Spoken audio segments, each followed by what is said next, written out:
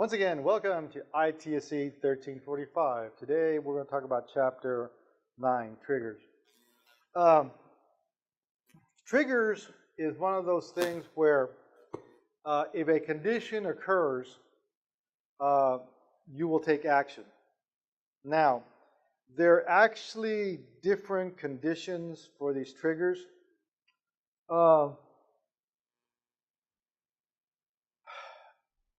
They can occur when a condition exists before action is taken. They can occur after a condition. They can occur before and after a condition. When you're working with triggers, the technical name that Oracle uses, or the technical name that is used, is fired. So when a condition occurs, action will happen. That is called fired or firing. So you fire a trigger based on a condition or an event. Now let's go back to the structure of an operating system. Remember that there is system, and then there's the database. Sys creates system, system creates a database, and this is how you propagate the other ones. Now, trigger is a unique item in that it's actually stored outside the database, somewhere in the twilight zone system. In that what it does, it allows you to take action not only on the database, but it allows you to actually turn the machine off, turn the machine on, do certain things that these are actions that sometimes cannot be taken from when you're working internal to an operation. So most of the things we've talked to date have been those items that you work with when you're internal to the program, internal to the database, internal to the process. The trigger is one of those items that can actually take action outside that event. We really haven't talked about how do you start a database? How do you turn off a database? How do you take certain actions to a database?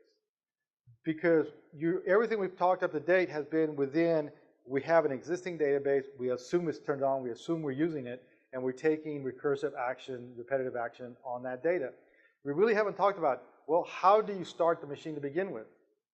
Now, initially, when I began, in the morning when I would come to work, it took me a good half hour to 45 minutes to turn the machine on and go to all the incremental steps that are required to get to the point where you actually have the database up and running. And conversely, in the afternoon when I turned the database off, I would send an email around 4:30, says, by the way, be sure to clean up your work because I got to turn the machine off. And then around 4:45, I'd say, by the way, I'm going to start shutting you guys off. And then at 5 o'clock, I had to make sure. So between 4:45 and 5 o'clock, I systematically, sequentially made sure everybody was off. So by 5 o'clock, I could start doing the shutdown. And it was a very tedious manual process because it was really not automated. Well, once again, as technology has advanced, they now have these processes that are a lot more succinct, and you push a button, it gets done. Instead of having to manually do all the steps, they now have these processes where you hit the button and it gets done. And that is the scary part. Before, when everything was done manually, you could, as you were doing these steps, you could understand what you were doing. And, if you got to a point where you didn't like it, well, you could back up or do something. There was a transitional issue where if you got to a point that you weren't comfortable with, you didn't have to proceed. Well, these new automated systems that once you push the trigger, it's a done deal, and you have to make sure that everything's right. Which is why I was telling you earlier that when you get it to the trigger event, sometimes there's no recursive nature to that. It's a one-way street, so you got to make sure it's done right. Otherwise, you're going to be in real trouble. Now, so we can start up, or we could shut down. And understanding that a lot of the modification to a database has to occur when the database is turned off. It's like trying to overhaul an engine while it's running. You really can't overhaul the engine. You got to turn it off before you can work on it. Well, the trigger is that mechanism that allows you to turn the machine off, allows you to modify it, allows you to turn it back on and reinitialize everything.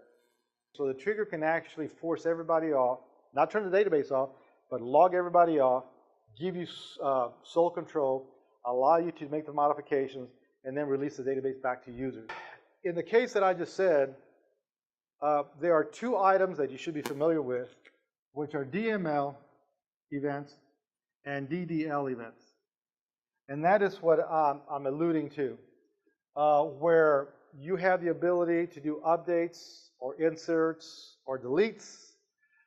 You have the ability to do subsequent events. You remember I went back and I told you about that event where, you know, you have the IRS year and the business year. The IRS is January to December, and the business year maybe be October to September. Well, if you get to that point at the end of September where you're going to create the new business year, you would have to have a process that would go back in there and recreate all the events you would need for the new year. So a trigger would be that item that would be used to create, alter, drop, revoke stuff. Getting back to that inconsistent state that I was talking about, when you're dealing with triggers and you do come across an inconsistent state, the technical name is mutating tables. That is where you have created a process, a cascade process, where somehow or another in this cascade process of all the items you have to address and work with, one of them did not work right. So you now have, you had 10 items you had to do and 9 got, and let's go back to the fact that, remember that you may have other users that are accessing the database. So at the moment you're using a trigger, for whatever reason, another user has inadvertently resulted in a condition where one of the tables is hanging up. Then you have this issue where not the task got completed, but not all the elements in that task were accomplished. And that's one of the issues that you have to address. So you have the system level events, which turn on and off, and you have the user level events. Now, let's go back and talk about a user. The user, what is a user? A user is anything that consumes kind of resources. Understand that if we say a procedure is a user, a function is a user, or a cursor is a user, and you're working within a trigger, these user events have to be managed and structured.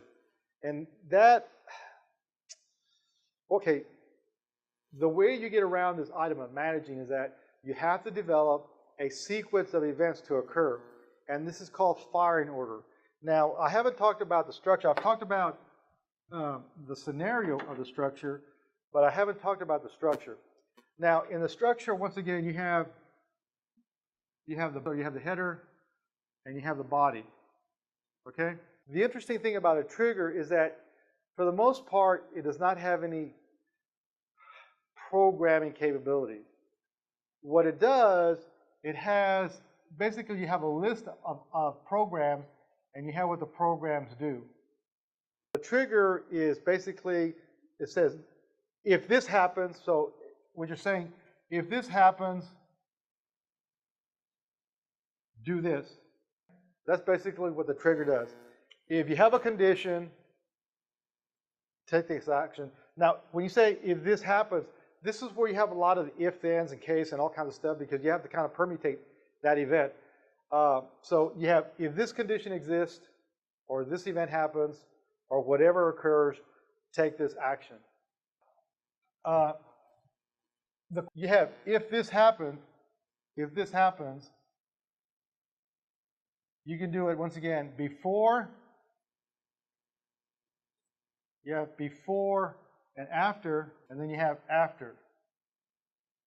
Now, the before and after, I guess the easiest way is before, during, and after is the easiest way to say it. So you have before activity, during activity, and after activity that you can use. When you're creating this structure, over here, you have to tell it, part of this process, if this occurs, part of the definition is you have to tell it if this event is designed to occur before an action, during an action, before, after, or after an action. Before, after, and after in the header definition. Also, remember that when you do table modification or something, you can actually do a whole record, or you can do one column or one field in this record.